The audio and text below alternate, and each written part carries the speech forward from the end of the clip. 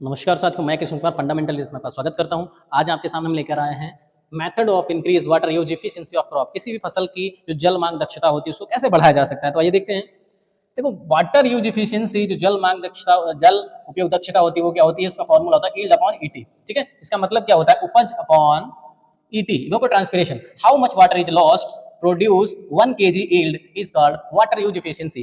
कि 1 किलो आपको अगर प्रोड्यूस उत्पाद करना है तो कितने लीटर जल हमें वहां पर लॉस्ट करना होगा, यानी कि how much water lost produce 1 kg biomass या 1 kg यील्ड। 1 किलोग्राम उपज प्राप्त करने के लिए हमें कितने लीटर जल की आवश्यकता हो रही है, वही होता है हमारा वाटर यूज एफिशिएंसी। ठीक है, इसको हम, इसकी जो यूनिट होती है किलोग्राम पर हेक्टेयर पर मिलीमीटर होती है। ठीक है, अगर हम बात करें वाटर यूज एफिशिएंसी की, तो water use efficiency is directly related to yield. जो वाटर यूज एफिशिएंसी होती है उसके दो फॉर्मूले होते हैं। एक तो water use efficiency directly yield से रिलेटेड करती है, it means increase yield water use efficiency increase. अगर उपज बढ़ रही है तो उसकी जो जल उपयोग दक्षता होगी वो ऑटोमेटिक क्या हो जाएगी, बढ़ जाएगी। ठीक है, दूसरी चीज, water use efficiency inversely related, it means क्या है, 1/ET।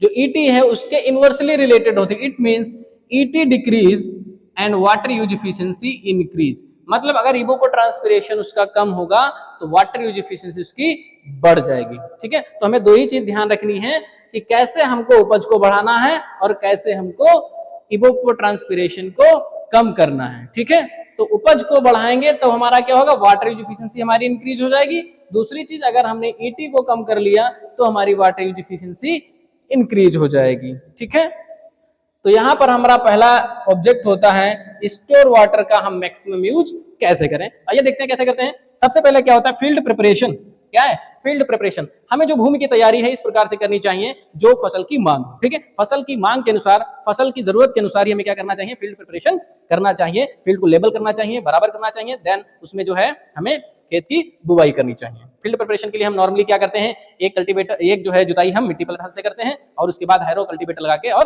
पाटा लगा देते हैं, हम फील्ड प्रिपरेशन कर लेंगे। ये फसल के अनुसार भी होता है। अगर कोई हम गेहूं बुवाई कर रहे हैं, सरसों की बुवाई कर रहे हैं तो हम बहुत ही फाइन सीड बेड बनाएंगे। अगर हम किसी दलहनी फसल की बुवाई कर रहे हैं तो उस केस में हम कोरस सीड बेड बनाएंगे। ठीक है, दूसरा क्या होता है, वेराइटी। अब दोस्तों बता दें कि जो वैरायटी होती है वो उत्पादन में कैसे सहायक होती है। तो वैरायटी कोई स्टेट होता है, ठीक है, एक रीजन वाइज होती है, इसके अनुसार होती है रीजन वाइज, क्षेत्र के अनुसार होती है। अगर पर्टिकुलर क्षेत्र की वैरायटी जो जहां संस्तुत की गई है वहीं आप उगाएंगे तो उसका उत्पादन अच्छा होगा, अगर आप वहां नहीं उगाएंगे तो उसका उत्पादन अच्छा नहीं होगा। ठीक है, दूसरी बात क्या है, टाइम ऑफ सोइंग। जो बुवाई की समय है, जो बुवाई का समय है, जैसे कोई अगेती प्रजाति है, ठीक है, क्या है, अगेती प्रजाति है, और इस अगेती प्रजाति को आपने अगर लेट में बोया है, ठीक है, अगर हमने इसको लेट में बोया तो क्या होगा, सीधी सी बात है, इसका बायोमास प्रोडक्शन कम होगा और अल्टीमेटली उसका उत्पादन भी कम होगा। ठीक है भाई, अगर अगेती प्रजाति को आपने लेट में बोया है तो क्या होगा, सीधा सीधा क्या होगा, उसका बायोमास प्रोडक्शन तो कम होगा और साथ ही साथ उसका उत्पादन भी कम होगा। अगर आपने कोई लेट वैरायटी है उसको आपने अगेती में बो दिया तो वहां पर भी दिक्कत है। ठीक है, सीधी सी बात है, उसमें होगा क्या कि उत्पादन हमारा कम होगा क्योंकि बायोमास बहुत ज्यादा हो जाएगा और वहां उत्पादन ग्रेन यील्ड हमारी कम होगी। तो इसलिए जो जिसका संस्तुत समय है उसी समय उसकी बुवाई करनी चाहिए। अर्ली वैरायटी तो अगेती में करनी चाहिए, पछेती वैरायटी तो पछेती में करनी चाहिए। आगे चलते हैं, फर्टिलाइजर मैनेजमेंट। तो दोस्तों फर्टिलाइजर मैनेजमेंट बहुत कुछ डिपेंड करता है। जैसे अगर आपने उर्वरक प्रबंधन करना है तो हमें क्या करना है उर्वरक प्रबंधन में, कि स्प्लिट डोज में देना है। स्प्लिट डोज, स्प्लिट डोज में आपको क्या, जो नाइट्रोजनधारी उर्वरक होंगे उनको आपको टुकड़ों में देना है, छोटे छोटे टुकड़ों में। Full dose of P and K, half dose of nitrogen at a time of sowing as a basal dose, और रिमेनिंग जो हाफ डोज है उसको हम इक्वल भाग में डिवाइड कर लेंगे, 2 या 3 भागों में, और उसको हम पर्टिकुलर सिंचाई पर देते रहेंगे। तो स्प्लिट डोज में देना है। दूसरा, हम माइक्रो इरिगेशन, स्प्रिंकलर इरिगेशन का उपयोग कर सकते हैं। फोलियर एप्लीकेशन के रूप में हम माइक्रो न्यूट्रिएंट का स्प्रे कर सकते हैं। इस प्रकार से हमें बैलेंस फर्टिलाइजेशन करना है, संतुलित पोषक तत्व प्रबंधन करना है, जिससे उत्पादन हमारा बढ़ेगा।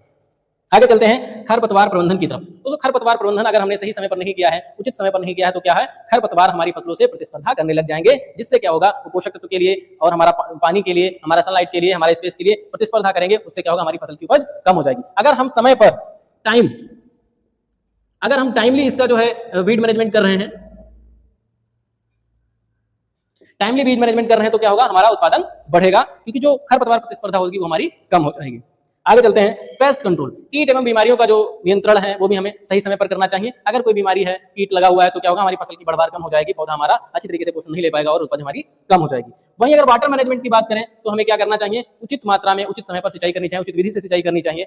जो आवश्यकता है हमें उतनी ही सिंचाई देनी चाहिए, आवश्यकता से अधिक जल को हमें बाहर निकाल देना चाहिए, क्योंकि अगर हमारा जल प्रबंधन अच्छा होगा, सिंचाई प्रबंधन अच्छा होगा, तो जो न्यूट्रिएंट अवेलेबिलिटी है वो हमारी बढ़ेगी। अगर कम पानी दे रहे हैं तो वहां पर पोषक तत्व आसानी से घुल नहीं पाएंगे और जो अब्सॉर्प्शन होगा वो हमारा कम होगा पोषक तत्व का, और पौधा पोषण नहीं पाने के कारण क्या होगा, उसकी बढ़वार कम हो जाएगी, अल्टीमेटली उपज कम हो जाएगी। ठीक है, तो इस तरीके से हम क्या कर सकते हैं, हम जो है उपज को बढ़ा सकते हैं या जो है स्टोर वाटर का उपयोग कर सकते हैं। दूसरा चीज रिड्यूस ईटी, दूसरी चीज क्या है, ईटी को कम करना। जो इवोपोट्रांसपिरेशन है, इवोपोट्रांसपिरेशन क्या होता है कि जब पानी का ह्रास मिट्टी और जो है वाटर सरफेस, सॉइल सरफेस और लीफ सरफेस दोनों से होता है, तो उसे हम क्या कहते हैं, ईटी कहते हैं, इवोट्रांसपिरेशन कहते हैं। उसको रोकने के लिए देखो यहाँ पर हम इवोपोरेशन को कंप्लीटली चेक करेंगे, पूरी तरीके से रोकेंगे, जबकि ट्रांसपिरेशन को आवश्यकता अनुसार हम उसे रोकेंगे, क्योंकि ट्रांसपिरेशन को पूरी तरीके से रोक नहीं सकते। तो यहाँ पर क्या करेंगे, मल्चिंग कर देंगे। ठीक है भाई, क्या करेंगे, मल्चिंग कर देंगे। जैसे ये सॉइल है तो इसके ऊपर हम क्या करेंगे, ये मल्च लगा देंगे। क्या लगा देंगे, मल्च लगा देंगे। फिजिकल बैरियर का काम करेगा और ये क्या करेगा, जो वाटर यहाँ से लॉस हो रहा है थ्रू इवोपोरेशन, ठीक है, किससे, इवेपोरेशन के द्वारा, इसको क्या करेगा, रोक देगा। ठीक है, साथ ही साथ इसमें जो खरपतवार उग रहे होंगे उन खरपतवारों को भी रुकने नहीं देता है। तो ये मल्चिंग का काम होता है, इवोपोरेशन को रोकना,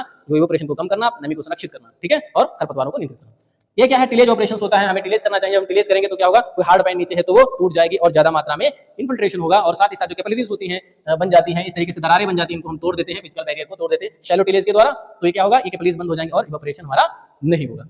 वीड कंट्रोल की बात करें तो हमें टाइम पर वीड कंट्रोल करना चाहिए, टाइमली वीड कंट्रोल, टाइम पर, समय पर हमें खरपतवार नियंत्रण करना चाहिए। समय पर खरपतवार नियंत्रण करेंगे तो हमारा क्या होगा, क्रॉप वीड कंप्लीशन कम होगा, और साथ ही साथ जो इवोपोरेशन के द्वारा, ट्रांसपिरेशन के द्वारा वाटर लॉस हो रहा है वो भी हमारा कम होगा, यानी कि हमारा जो ईटी होगा वो हमारा कम हो जाएगा। यूज ऑफ एंटी ट्रांसपिरेंट, हमें एंटी ट्रांसपिरेंट का उपयोग करना चाहिए जब बहुत ही दशा खराब हो, जहां पानी को बहुत ही शॉर्टेज हो, तो उस जगह पर हम क्या करेंगे, थिनिंग कर देंगे, पौधों की संख्या को कम कर देंगे, लोअर लीव्स को गिरा देंगे, या हम फिर एंटी ट्रांसपिरेंट का उपयोग करेंगे। वे केमिकल जो ट्रांसपिरेशन को कम करते हैं उन्हें हम एंटी ट्रांसपिरेंट कहते हैं। ठीक है, इसमें स्टोमेटा क्लोजिंग टाइप आते हैं, रिफ्लेक्टिंग टाइप आते हैं, ग्रोथ रिटार्डेंट आते हैं, और आपका जो है स्टोमेटा फिल्म फॉर्मिंग टाइप, ये आपके एंटी ट्रांसपिरेंट आते हैं, जिनका उपयोग हम कर सकते हैं ट्रांसपिरेशन को रोकने के लिए। इसके बाद आता है factor affecting water use efficiency, वे कौन से कारक होते हैं जो जलोपयोग दक्षता को प्रभावित करते हैं। तो क्लाइमेटिक फैक्टर होता है। क्लाइमेटिक फैक्टर का मतलब क्या है, टेम्परेचर है, जलवायु कारक, टेम्परेचर अधिक होगा, इवोपोरेशन अधिक होगा, ठीक है, ट्रांसपिरेशन अधिक होगा, जल बहुत ज्यादा लॉस होगा, यानी कि उसकी एफिशिएंसी कम हो जाएगी। दूसरी चीज प्रेसिपिटेशन, वर्षा कम हो रही है, वर्षा कम हो रही है, ठीक है, पानी ज्यादा नहीं बरस रहा है, लेकिन हवा टेम्परेचर बहुत ज्यादा है, तो वहां पर इवोपोरेशन, ट्रांसपिरेशन, वाटर लॉस ज्यादा होगा। ठीक है, तो वो प्रभावित होगा। सनलाइट, सनलाइट भी प्रभावित करती है,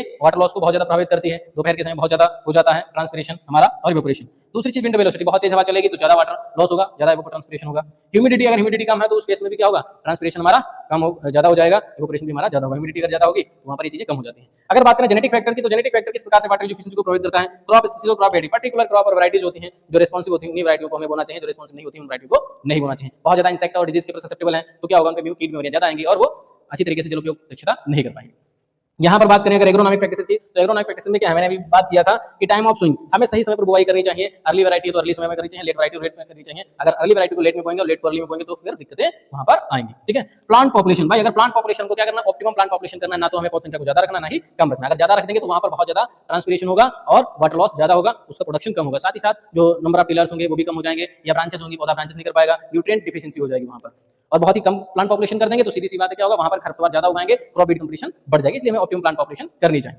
इसके बाद क्या, फर्टिलाइजर, फर्टिलाइजर भी हमें कैसा देना चाहिए, हमको जो रिक्वायर्ड अमाउंट है भाई उसी प्रकार से हमें फर्टिलाइजर देना चाहिए, एक्सेस अमाउंट में फर्टिलाइजर नहीं देना चाहिए, हमें सॉइल टेस्टिंग के आधार पर हमें फर्टिलाइजर का प्रयोग करना चाहिए। आगे इरिगेशन मेथड की बात करें तो इरिगेशन मेथड, सिंचाई विधि हमें पर्टिकुलर क्रॉप के अनुसार हमें देनी चाहिए। फ्लडेड मेथड का प्रयोग बहुत ही कम करना चाहिए, या अगर फसल की आवश्यकता है जैसे कि फ्लडेड मेथड देना तो फ्लड दीजिए, अदरवाइज हम स्प्रिंकलर इरिगेशन या जो है ड्रिप इरिगेशन या फरो मेथड का भी प्रयोग करना चाहिए according to the crop and demand of irrigation. ठीक है, आगे क्या, pest and diseases, pest and disease भी क्या करती हैं, वाटर एफिशिएंसी को प्रभावित करती हैं, तो पेस्ट एंड डिजीज को हमें समय पर नियंत्रित कर लेना चाहिए। इसके बाद इवोपोरेशन कंट्रोल, देखो इवोपोरेशन को कंप्लीटली चेक करना होगा, चाहे वो मल्चिंग के द्वारा करिए, या फिर आप जो है कवर क्रॉप्स उगाइए, या फिर आप वीड कंट्रोल करिए, या फिर आप जो है दूसरे जो मेथड्स हैं उनका उपयोग करके ऑपरेशन करिए, जिससे हम इवोपोरेशन को पूरी तरीके से रोक सकते हैं। तो it's all about how to increase water use efficiency and factors affecting water use efficiency, that's all. Channel को सब्सक्राइब करना ना भूलिए। धन्यवाद।